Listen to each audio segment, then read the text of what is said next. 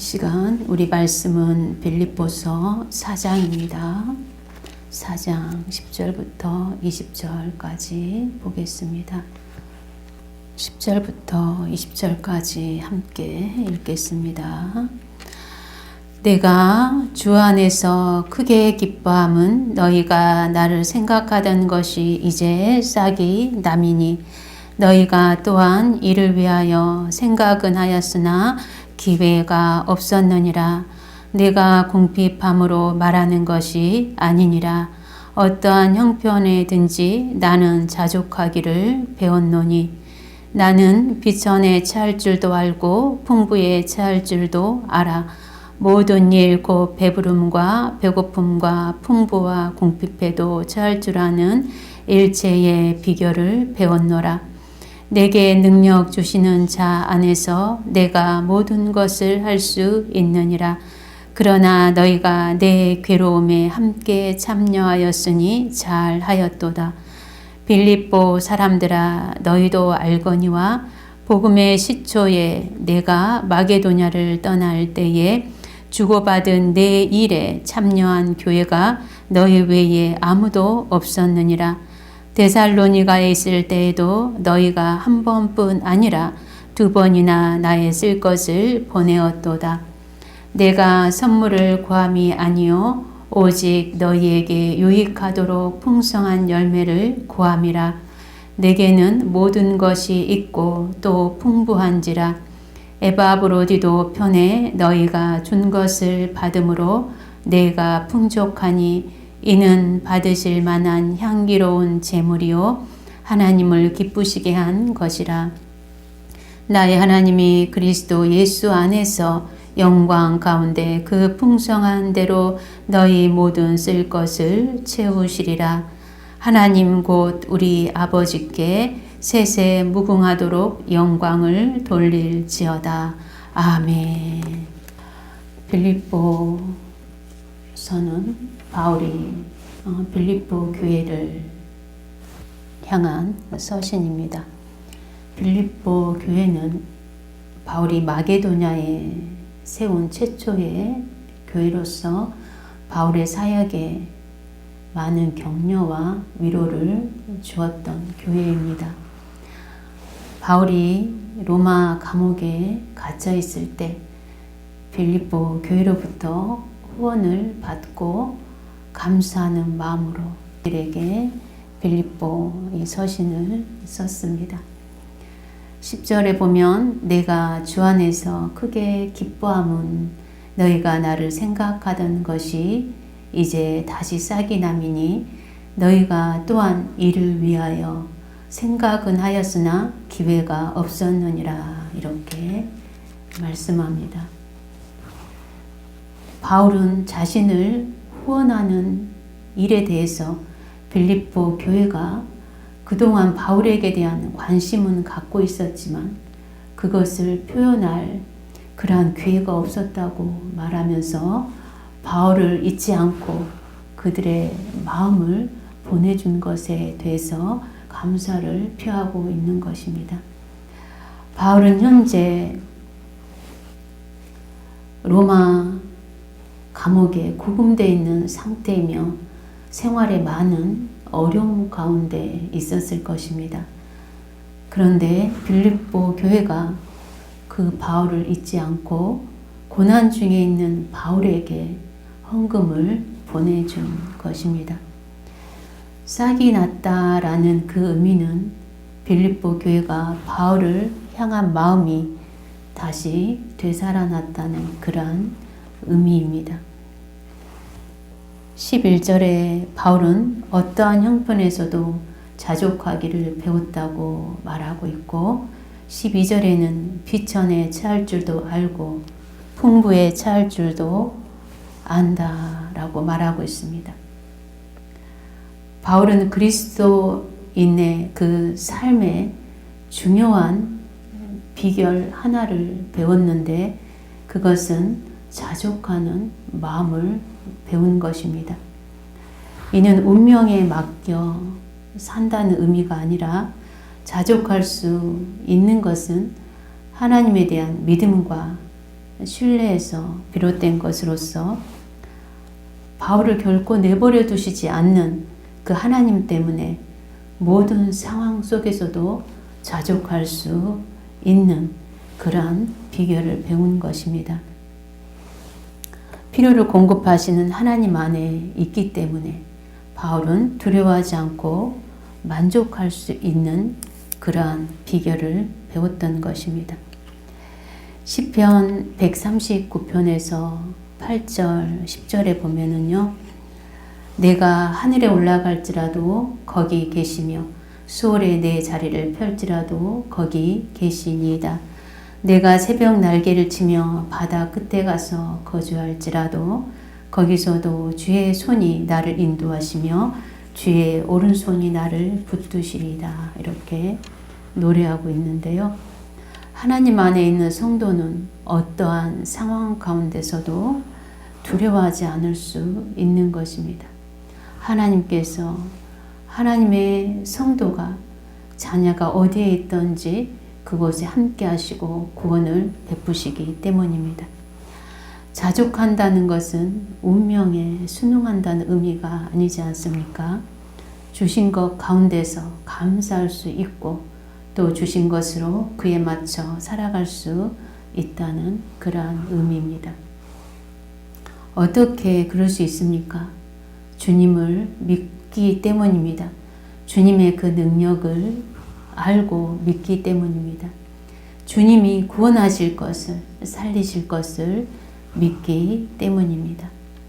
바울의 이러한 고백은 주님을 경험한 자가 할 수 있는 고백인 것입니다. 어떠한 상황 가운데 처했을지라도 주님은 당신이 사랑하는 자를 죽게 내버려 두지 않습니다. 그것을 경험한 사람의 고백이 바로 하나님께서 주시는 것에 자족하며 살 수 있다는 그러한 고백입니다. 어떠한 상황 가운데서 있을지라도 반드시 하나님의 그 구원을 믿기 때문에 그 안에서 안정감과 평안을 누리며 감사할 수 있는 것입니다. 그러므로 주님 안에 있는 사람들은 더 많이 가지려고 지나친 욕심을 부리지 않습니다. 더 많이 가지라고 하는 건 미래가 불안하기 때문입니다. 미래에 어떻게 될지 모르기 때문에 더 많이 쌓아두려고 하는 것입니다. 자기가 자신을 책임져야 하는 사람은 당연히 그럴 수밖에 없습니다. 그러나 움켜진다고 해서 쥐어지는 것이 아니지 않습니까? 그러나 하나님을 신뢰하는 사람들은 필요 이상의 두려움에 사로잡히지 않습니다. 그 안에서 안정감과 평안을 누리고 있기 때문입니다.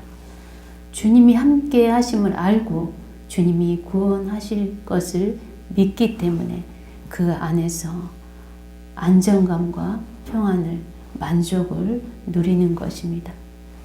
내게 능력 주시는 자 안에서 모든 것을 할 수 있다고 고백하는 것은 자족하는 비결을 배웠기 때문에 할 수 있는 고백입니다.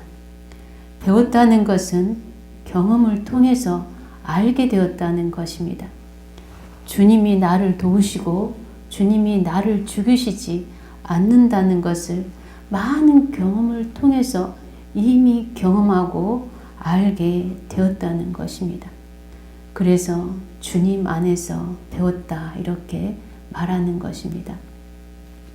우리도 이러한 자족하는 법을 배우고 있지 않습니까?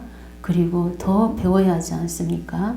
주님을 깨닫고 알고 믿음으로 주님 안에서 언제나 감사하고 그에 맞게 살아갈 수 있는 지혜와 능력의 성도들이 되기를 원합니다. 우리는 하나님의 은혜로 살아갑니다.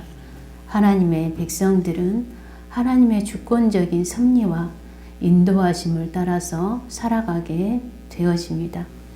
더 많은 것을 가지려는 욕망보다는 하나님께서 주신 것에 감사하고 자족할 줄 아는 성도들이 축복된 은혜된 성도입니다. 없다고 슬퍼하지 않고 또 많다고 자랑하거나 교만하지 않는 그러한 교회와 성도가 되기를 원합니다. 오직 주님이 교회의 만족감이 되는 그러한 성령 충만한 교회 공동체와 성도들이 되기를 원합니다. 그리스도인은 물질관에 있어서 자족할 줄 아는 가치관을 지녀야 합니다. 하나님께서 적은 것을 주셨다면 그에 맞게 살 줄 알아야 되고, 많이 주셨다고 할지라도 함부로 사용하지 않고 하나님께서 기뻐하시는 곳에 사용해야 하는 것입니다. 비천에 처할 줄도 알고 풍부에 처할 줄도 아는 성도는 주님을 구원이요 피난처로 삼는 자입니다. 주님이 모든 상황 가운데서 구원해 주실 것을 믿기 때문에 외부 환경의 마음을 빼앗기지 않습니다. 궁핍할지라도 두려움에 사로잡히지 않고 풍부할지라도 자만하지 않습니다. 왜냐하면 그리스도로 이미 충만하기 때문입니다. 13절에 내게 능력 주시는 자 안에서 모든 것을 할 수 있다, 이렇게 말씀하고 있습니다. 능력 주시는 하나님 안에 있는 자들은 모든 것을 이깁니다. 환경에 얽매이지 않습니다. 그 안에서 모든 것이 가능합니다. 하나님의 능력 안에서 우리는 살고 죽을 수 있는 것입니다. 바울은 능력 주시는 하나님 안에서 모든 것이 가능했습니다. 사도로서의 바울의 삶은 사람으로서 한 것이 아닌 오직 성령의 힘으로 한 것입니다. 하나님의 능력이 하나님의 종 바울과 함께 했기 때문에 배부름과 배고픔과 풍부와 궁핍 등 그 어떠한 상황 가운데서도 자기 사명을 다할 수 있었고, 많은 고난 가운데서도 굴하지 않을 수 있었습니다. 바울은 성령의 힘으로 그의 사명을 다할 수 있었습니다. 고린도후서 4장 8절에 보면은 우리가 사방으로 우겨쌈을 당하여도 쌓이지 아니하며 답답한 일을 당하여도 낙심하지 아니하며 라고 말씀합니다. 그리스도 안에 있는 자들은 모든 것에서 자유할 수 있습니다. 그리스도의 능력 안에 있기 때문입니다. 충만한 하나님의 영이 성도 가운데 거하기 때문입니다. 그리스도 안에서 환경을 뛰어넘는 성령으로 충만한 교회와 성도들이 되기를 원합니다.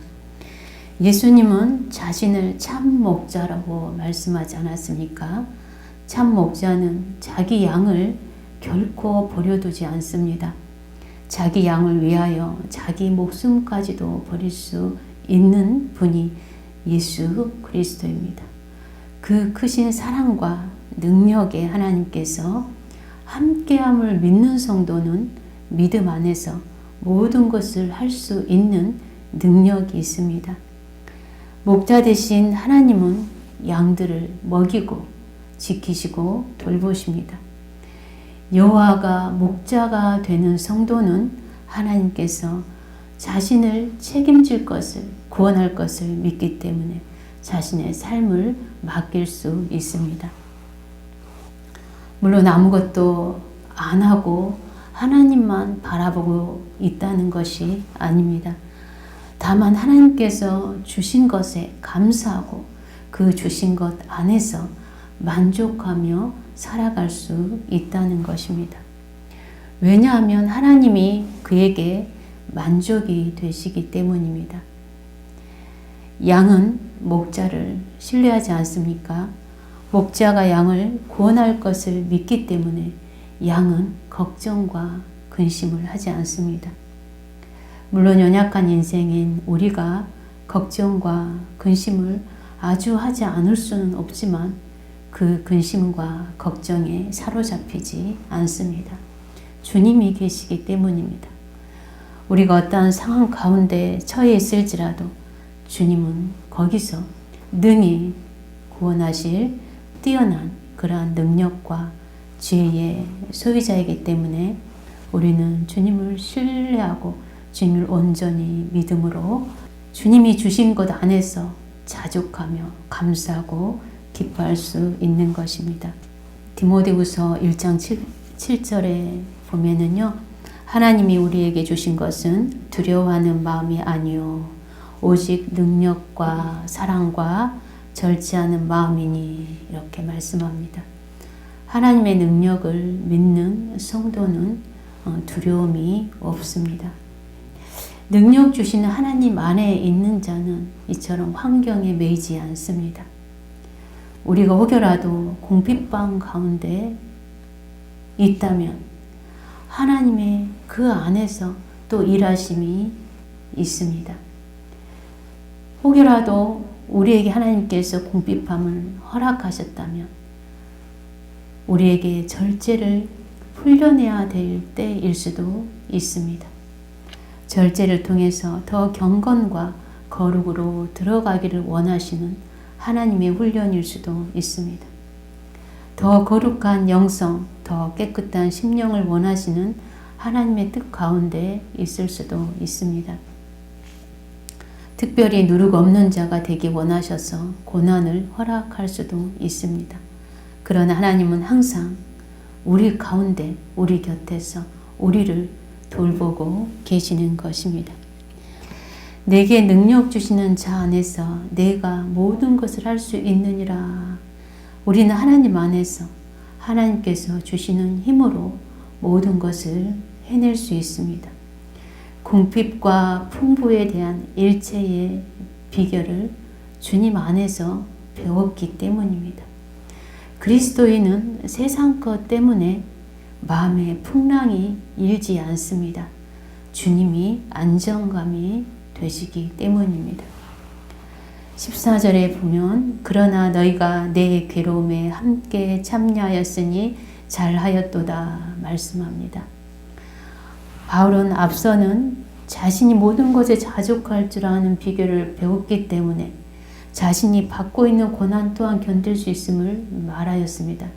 그러나 지금 바울을 걱정하며 마음을 보내온 빌립보인들을 향해서 그들이 보내온 그 후원금은 바울 자신의 괴로움에 동참한 것이나 다름없다고 말하면서 그들의 그 마음을 고마움과 기쁨으로 표현하고 있습니다.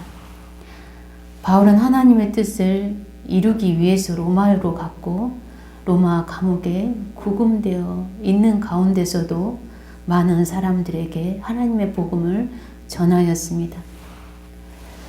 구금되어 있는 이러한 고난 가운데 있는 바울에게 빌립보 교회는 에바브로디도를 보내서 그를 통해서 물질적인 후원을 주었습니다. 이러한 후원을 받은 바울은 참으로 눈물겨웠을 것입니다. 뿐만 아니라 빌립보 교인들은 파송한 에바브로디도를 감옥에 갇힌 그 바울 곁에 있게 했습니다.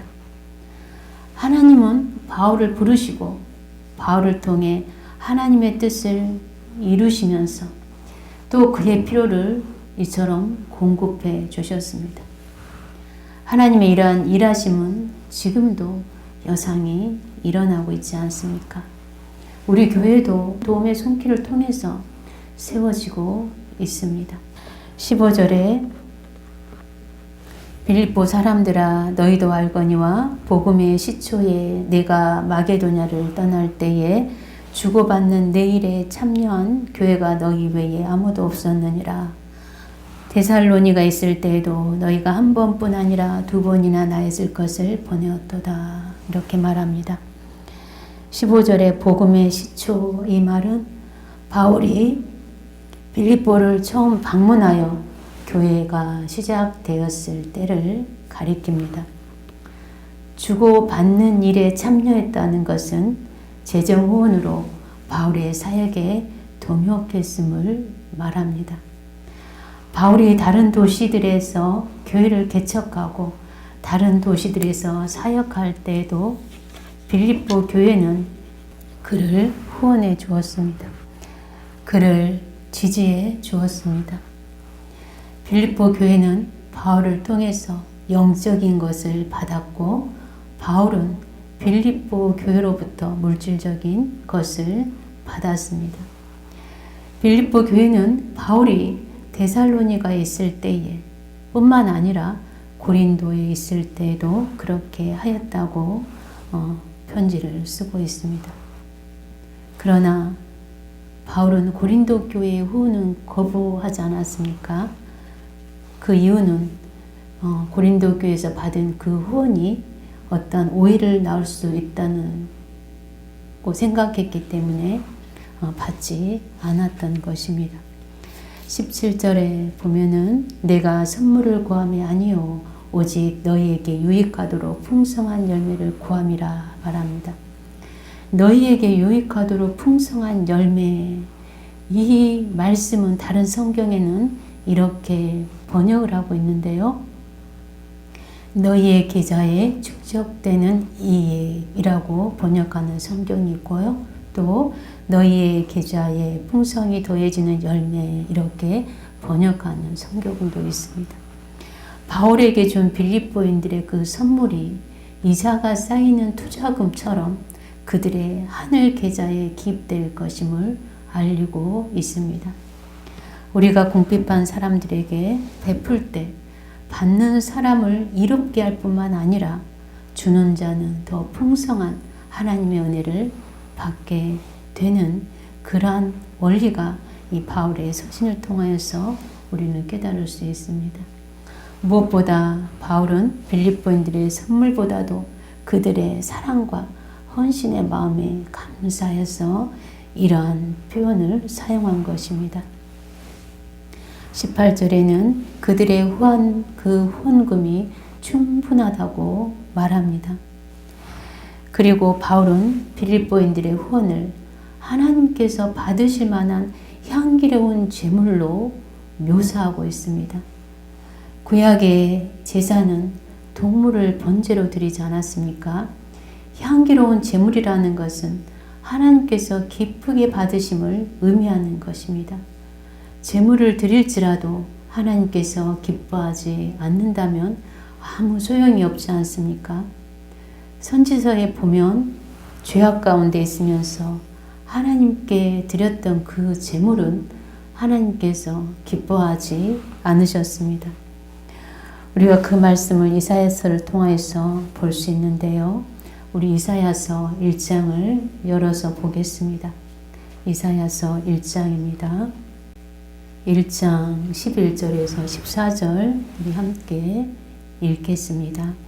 여호와께서 말씀하시되 너희의 무수한 재물이 내게 무엇이 유익하뇨?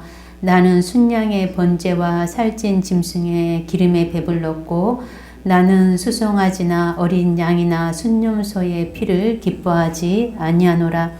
너희가 내 앞에 보이러 오니 이것을 누가 너희에게 요구하였느냐? 내 마당만 밟을 뿐이니라. 헛된 재물을 다시 가져오지 말라. 분향은 내가 가증히 여기는 바요. 올삭과 안식일과 대회로 모이는 것도 그러하니 성회와 아울러 악을 행하는 것을 내가 견디지 못하겠노라. 내 마음이 너희의 올삭과 정한 절기를 싫어하나니 그것이 내게 무거운 짐이라. 내가 지기에 곤비하였느니라.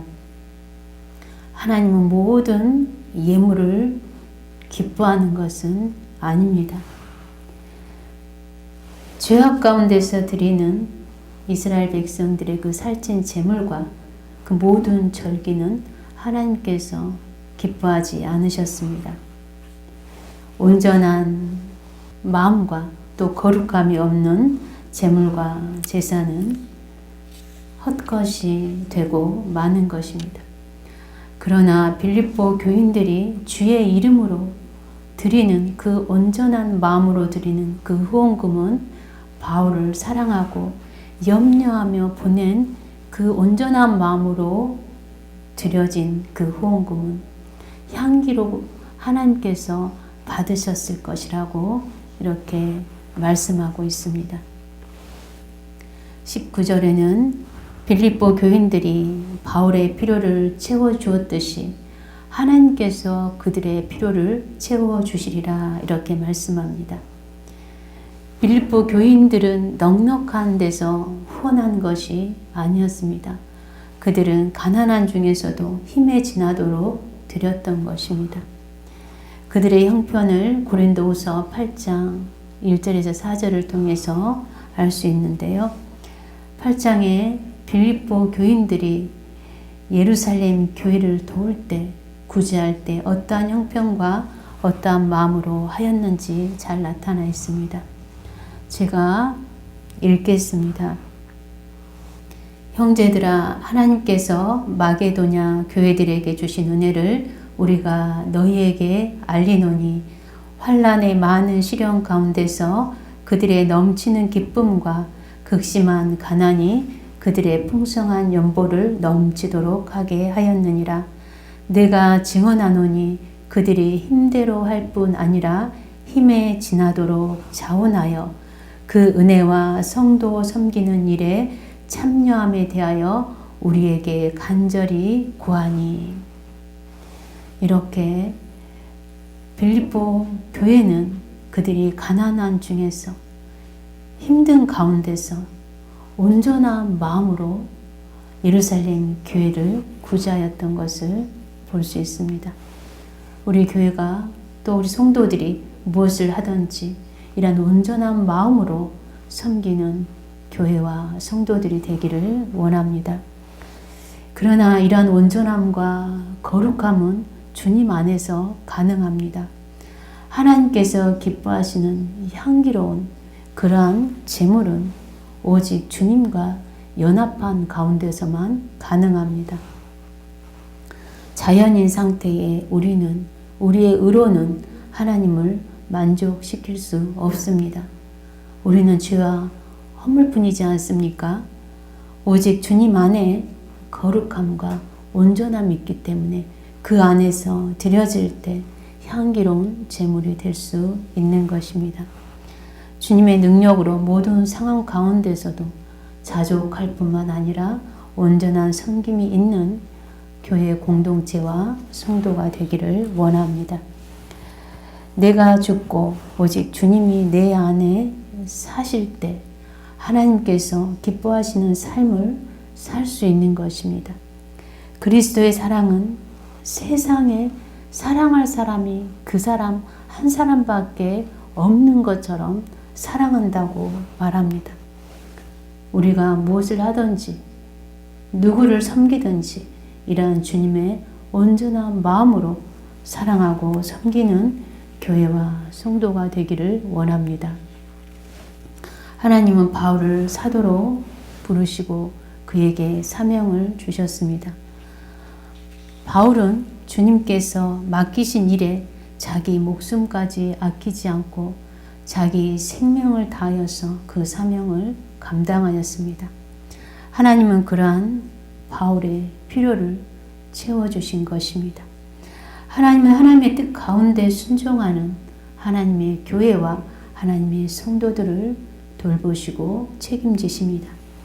주님의 뜻 이외에 세워진 교회와 주님의 뜻 가운데 살아가는 성도들에게 주님의 능력 안에서 온전하게 또 견고하게 세워지는 그러한 교회와 성도들이 되기를 원합니다.